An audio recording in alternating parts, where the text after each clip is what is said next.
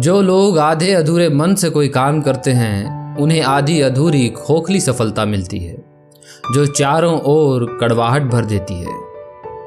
ये शब्दों का सुगंधित गुच्छा हमें एक महान आत्मा के द्वारा दी गई अमूल्य भेंट है जिन्हें लोग मिसाइल मैन के नाम से जानते हैं। उनका पूरा नाम डॉक्टर अबुल पाकिर जैनुलब्दीन अब्दुल कलाम मसूदी था। यह पुण्यात्मा हमें भारत के 11वें राष्ट्रपति के रूप में मिले थे, जो कि जाने माने वैज्ञानिक और एरोस्पेस अभियंता के रूप में विख्यात थे। ये वाक्य जो मैंने आपको बताए, ये केवल वाक्य या शब्दों का कोई समूह नहीं है। ये आपके सपनों को पूरा करने वाली जादू की एक छड़ी है। इनकी संपूर्ण जीवन पर हम एक अलग से वीडियो बनाएंगे, पर आज हम उनके जीवन की एक महत्वपूर्ण घटना के बारे में जानेंगे जिसके बाद कलाम जी का सोचने का नजरिया बदल गया। हेलो दोस्तों, मैं ललित और आप हो आर्यभट्टा क्लासेस के ऑनलाइन गुरुकुल में, और आज मैं आपके लिए लेकर आया हूं मिसाइल मैन पार्ट 1। तो आइए देखते हैं मिसाइल मैन की जिंदगी में क्या अद्भुत घटनाएं घटी जिनसे हमें क्या क्या सीखने को मिलता है। तमिलनाडु शहर के रामेश्वरम के एक साधारण से परिवार में जन्मे एक बालक अब्दुल कलाम ने कलाम से मिसाइल मैन बनने तक का सफर पूरा किया। मगर बहुत कम लोग जानते हैं कि अब्दुल कलाम के जीवन में एक समय ऐसा भी आया जब वो टूट गए थे। वो निराशा के अंधे कुएं की ओर बढ़ रहे थे। आज हम उनके उसी अनकहे किस्से के बारे में आप लोगों को बताएंगे, जिससे आप भी सीख सकते हैं कि निराशा के अंधकार को प्रकाश की एक किरण से किस प्रकार भेदा जा सकता है। तो आइए जानते हैं। डॉक्टर अब्दुल कलाम ने अपनी बायोग्राफी में इसका जिक्र किया है कि मद्रास इंस्टीट्यूट ऑफ टेक्नोलॉजी में पढ़ाई खत्म होने के बाद कलाम साहब ने हिंदुस्तान एरोनॉटिक्स लिमिटेड में अब बतौर ट्रेनी काम किया। उसके बाद कलाम साहब ने 2 जगह नौकरी पाने के लिए आवेदन किया, जिसमें पहला था मिनिस्ट्री ऑफ डिफेंस दिल्ली में बतौर इंजीनियर पद पर, और वहीं दूसरी जगह थी एयरफोर्स में नौकरी। कलाम साहब ने दोनों जगह आवेदन तो कर दिया, पर उनका पूरा मन एयरफोर्स में जाने का था। वे एयरफोर्स में जाकर उड़ना चाहते थे। एयरफोर्स में जाना उनकी पहली पसंद थी। जिसके बाद सबसे पहले तो वो दिल्ली गए और मिनिस्ट्री ऑफ डिफेंस में इंटरव्यू दिया, और उसके बाद वे देहरादून एयरफोर्स का इंटरव्यू देने चले गए। दुर्भाग्यवश उनका एयरफोर्स में सिलेक्शन नहीं हो पाया। उन्होंने देखा कि चयन बोर्ड में बुद्धि के बजाय व्यक्तित्व पर ज्यादा जोर था। शायद वो स्पष्ट तौर पर शारीरिक योग्यता ही देख रहे थे। परिणाम स्वरूप वायुसेना के लिए 25 में से 8 उम्मीदवारों का चयन हुआ और कलाम साहब 9वें नंबर पर अटक गए। इससे उनके भीतर एक गहरी हूक सी उठी और वो निराश हो गए।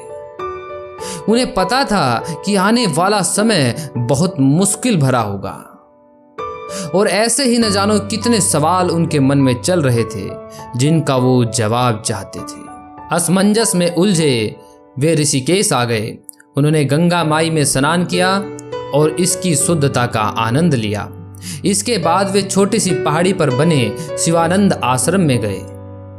जब उन्होंने आश्रम में प्रवेश किया तो उनके अंदर तीव्र कंपन महसूस हुई।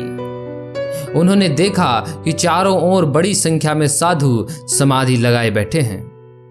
उन्होंने पढ़ा था कि साधु आत्मिक व्यक्ति होते हैं, वे व्यक्ति जो अपने अंतर्ज्ञान से सब कुछ जान लेते हैं। अपने उदासी के क्षणों में ही कलाम साहब उन सवालों का जवाब खोजने के लिए चले थे जो उन्हें बार बार परेशान कर रहे थे। वे स्वामी शिवानंद से मिले। आगे का वर्णन मैं कलाम साहब के शब्दों में ही कर रहा हूँ। स्वामी जी बिल्कुल भगवान बुद्ध की तरह दिखने वाले। वह श्वेत धवल धोती पैरों में खड़ाऊ पहने हुए थे।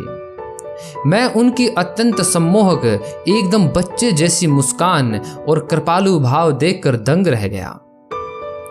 मैंने स्वामी जी को अपना परिचय दिया। मेरे मुस्लिम नाम की उनमें जरा भी प्रतिक्रिया नहीं हुई। मैं और आगे कुछ बोल पाता इससे पहले ही उन्होंने मेरी उदासी का कारण पूछ लिया। उन्होंने कहा, यह मत पूछना कि मैंने यह कैसे जाना कि तुम उदास हो। और फिर मैंने उनसे इसका कारण नहीं पूछा। मैंने उन्हें भारतीय वायुसेना में अपने नहीं चुने जा पाने की असफलताओं के बारे में बताया।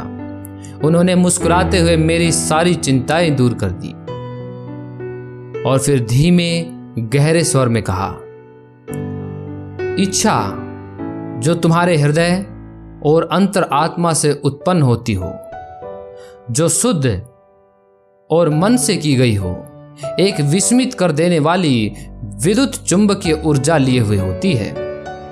यही ऊर्जा हर रात को जब मस्तिष्क सुप्त अवस्था में होता है, आकाश में चली जाती है।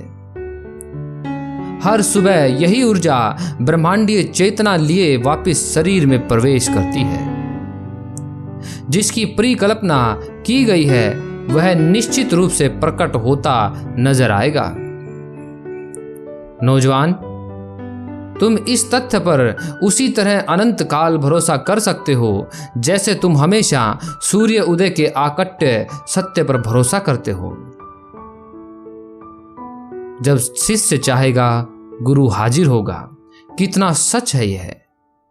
यहां गुरु अपने शिष्य को रास्ता दिखाता है जो अपने रास्ते से थोड़ा भटक गया है। स्वामी शिवानंद ने कहा, अपनी नियति को स्वीकार करो, जाकर अपना जीवन अच्छा बनाओ। नियति तुम्हें जो बनाना चाहती है उसके बारे में अभी कोई नहीं बता सकता, लेकिन नियति को तुम्हें यहाँ लाना ही था। असमंजस से निकल अपने अस्तित्व के लिए सही उद्देश्य की तलाश करो। अपने मन को ईश्वर की इच्छा पर छोड़ दो। स्वामी शिवानंद ने आगे कहा, अतः असमंजस और दुख से निकलकर अपने लिए सही उद्देश्य की तलाश करो। स्वामी शिवानंद के शब्दों ने जादू सा असर कर दिया और कलाम साहब दिल्ली आए और उन्होंने डिफेंस ऑफ मिनिस्ट्री में अपने साक्षात्कार का नतीजा पता किया। नतीजा उनके पक्ष में था। वे वरिष्ठ वैज्ञानिक सहायक के पद पर नियुक्त हुए।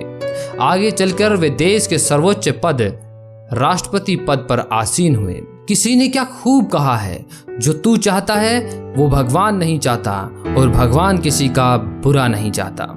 कथा का सार बस यही है कि कभी इच्छा, संकल्प और प्रयत्न के बावजूद भाग्य साथ नहीं देता, किंतु इससे निराश होने के स्थान पर स्थिर चित्त से विचार कर कार्य दिशा कुछ परिवर्तित करते हुए दुगने उत्साह से प्रयत्नशील होना चाहिए। अंततः सफलता अवश्य आपको मिलेगी। दोस्तों, उम्मीद है आपको कहानी पसंद आई होगी और यदि कहानी पसंद आई तो अपने दोस्तों और रिश्तेदारों को इसको जरूर शेयर कीजिए। क्या पता किसकी जिंदगी में एक छोटी सी कहानी सुनने से एक बहुत बड़ा चेंज आ जाए। धन्यवाद। जय हिंद, जय भारत।